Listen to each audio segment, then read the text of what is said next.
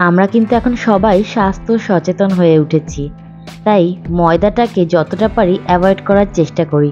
কারণ সবাই যে একটু ওবেসিটি নিয়ে ভোগাভুগি করে, তাই আমিও আজকে এমন একটা রেসিপি তোমাদের সামনে নিয়ে আসলাম, যেই পাউরুটিটা ওয়েট লসের জন্য একদম ঠিকঠাক। অনেকে পাউরুটি খেতে খুব ভালোবাসেন, কিন্তু মন খুলে যে পাউরুটিটা খেতে পারেন না, কারণ তার মধ্যে ময়দা থাকে, ইস্ট থাকে, যেটা অনেকেই পছন্দ করেন না। আমরা সাধারণত জানি বেকারিতে পাউরুটি ইস্ট দিয়ে সেই ময়দাটাকে পচিয়ে তারপরে কিন্তু পাউরুটি রেডি হয়। তবে ঘরে যদি হেলদিভাবে এই রকম ময়দা ছাড়াই কোনো পাউরুটি রেসিপি আমি তোমাদের সামনে তুলে ধরি, মন্দ হবে কি? চলো বেশি দেরি না করে তাহলে মূল রেসিপির দিকেই যাওয়া যাক।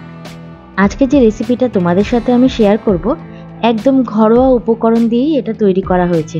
কতটা সফট হয়েছে সেটা তোমরা ভিডিওর মধ্যেই দেখতে পাচ্ছ। আজকের এই পাউরুটি বানাতে না তো ময়দা লেগেছে, না ইস্ট লেগেছে, না ডিম লেগেছে। তারপরেও এতটা হেলদিভাবে আমি তোমাদের সামনে তুলে ধরবো রেসিপিটা, তোমরা একবার খেলে বারবার খাবে।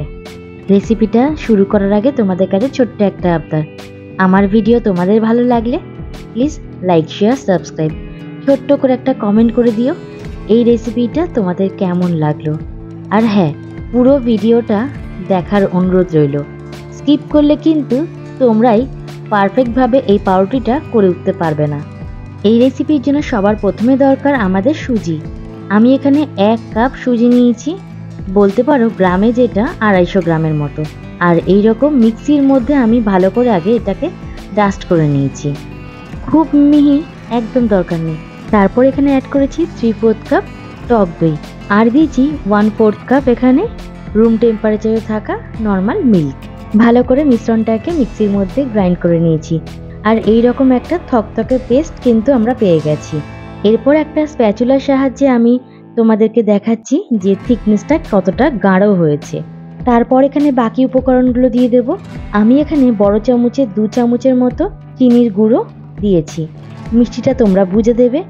এরপর এখানে ছোট চামচে 2 চামচ মেপে জল দেওয়া হয়েছে, জলটা নর্মালি ছিল। ওই একই চামচ মেপে 2 চামচ এখানে অয়েল দেওয়া হয়েছে, আমি এখানে রিফাইন্ড অয়েলটা ইউজ করেছি। তারপর এখানে অ্যাড করা হয়েছে 1 চিমটির মতো লবণ। তারপর সবকটা উপকরণকে আবারও ভালো করে মিক্সির মধ্যে পেস্ট করে নিতে হবে। পারফেক্টভাবে যদি পাউরুটিটা বাড়িতে রেডি করতে হয়, তাহলে কিন্তু যেই মেজারমেন্টগুলো আমি তোমাদের সাথে শেয়ার করছি সেই রকমভাবেই করো, কারণ বেকিংয়ে মেজারমেন্টটা খুব গুরুত্বপূর্ণ। আর তারপরে আমি এই মিশ্রণটাকে একটা শুকনো পাত্রর মধ্যে ঢেলে নেব। দেখো মিশ্রণটা কিন্তু অনেকটাই গাঢ় হয়েছে, আর আমাদের কিন্তু এরকমই লাগবে। তারপরে এখানে কি কি অ্যাড করব সেটাও তোমরা দেখে নাও। তোমরা দেখে বুঝতে পারছো কেকের ব্যাটার আর পাউরুটি ব্যাটারের মধ্যে তফাৎটা কোথায়। তারপর এখানে দিলাম 1/2 চামচ বেকিং পাউডার আর 1/4 চামচ বেকিং সোডা। বেকিং পাউডার আর বেকিং সোডাটাকে অ্যাক্টিভ করার জন্য এখানে আমি দিয়েছি ভিনিগার, হোয়াইট ভিনিগার, যেটা আমরা খাবারে ইউজ করে থাকি। এই পর্যায়ে এই ব্যাটারটাকে খুব আলতোভাবে কিন্তু পুরোপুরি মিশিয়ে নিতে হবে, বেকিং সোডা, বেকিং পাউডার আর ভিনিগার সহ।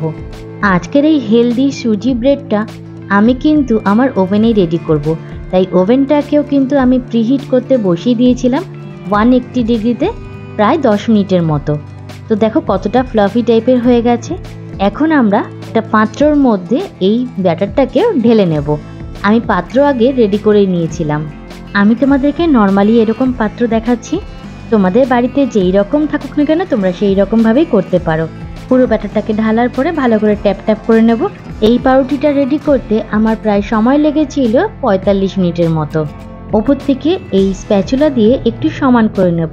ইতিমধ্যে আমাকে জানান দিয়ে দিচ্ছে আমার ওভেনও প্রিহিট করা হয়ে গেছে আর ঘন্টা তার বেজে গেছে। তো চলো বেশি দেরি না করে এবার এইটাকে আমরা দিয়ে দিই ওভেনের ভেতরে। আর 45 মিনিট পরে আমি এটাকে বের করে নিয়ে এসেছি।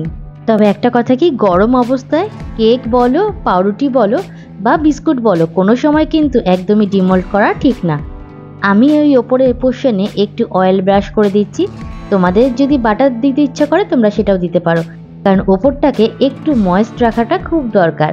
আর তারপরে এই রকমভাবে ফয়েল দিয়ে আমি র্যাপ করে রেখে দিয়েছিলাম প্রায় 2 থেকে 3 ঘন্টার মতো। তারপর নর্মালি রেখে দেওয়ার পরে এটাকে আমি এখন ডিমোল্ড করব। তো হালকা হালকা এখনও গরম রয়েছে, যেহেতু এটাকে র্যাপ করে রাখা ছিল। এবার একটা চাকুর সাহায্যে চারিদিকে একটু সাইডগুলো ছাড়িয়ে নেব, তারপরে আমি এটাকে খুলব।